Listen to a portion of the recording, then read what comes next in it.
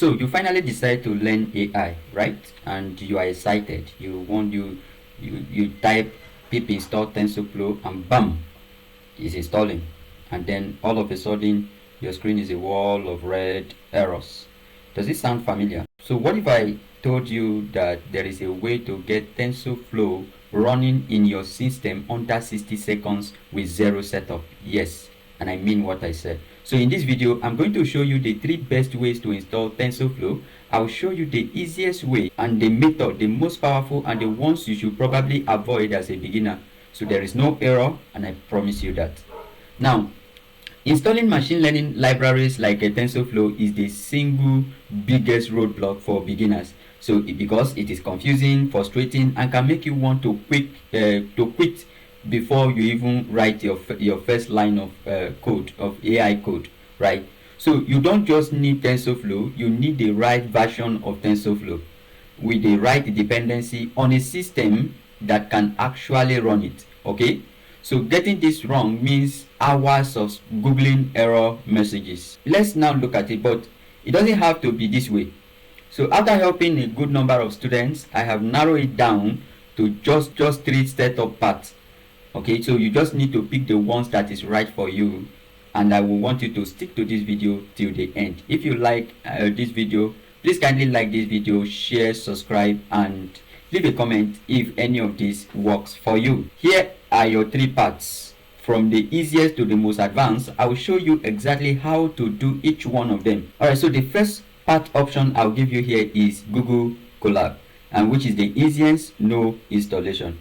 So it is for absolute beginners who wants to code right away. Alright, and this is my top recommendation to start today. Right, so all you need is go to your Google Colab, click on the run in Colab, the button there, and type import TensorFlow as TF. Okay, and you can start the magic. Number 2 is the local pip install. So, and which is the standard way. Pip is a package installer manager that you use to install any library in Python. So if you want to if you want TensorFlow on your own laptop, on your own computer, just use pip install, upgrade pip. So, and then after that command, you now type pip install TensorFlow. I go again, pip install hyphen upgrade pip. So you hit enter. Once your pip is upgraded, then install TensorFlow with pip install TensorFlow. So with this, you can see how that works. All right.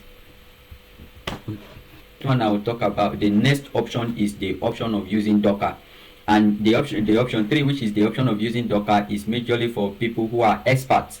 So this is for experts or those who need perfect production environment. Okay, so and then so the Docker you use the Docker pull command. All right, and then this is where you do the magic.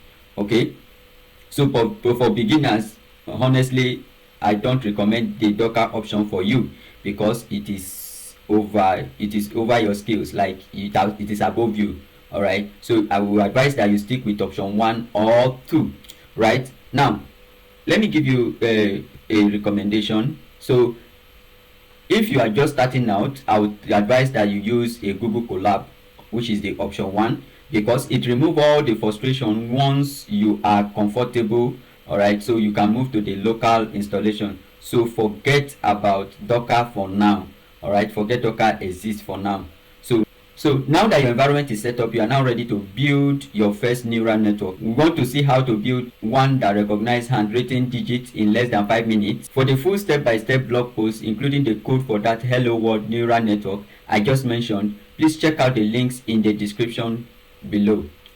So, but I want to ask you a question. Which method are you going to try first? Let me know in the comment section. Type 1 for Colab, type 2 for pip, or 3 if you are a Docker pro. If this video saved you from installation nightmare, hit that like button and subscribe for more no flop tutorial like this one. Thanks for watching and see you on the next one. Bye bye.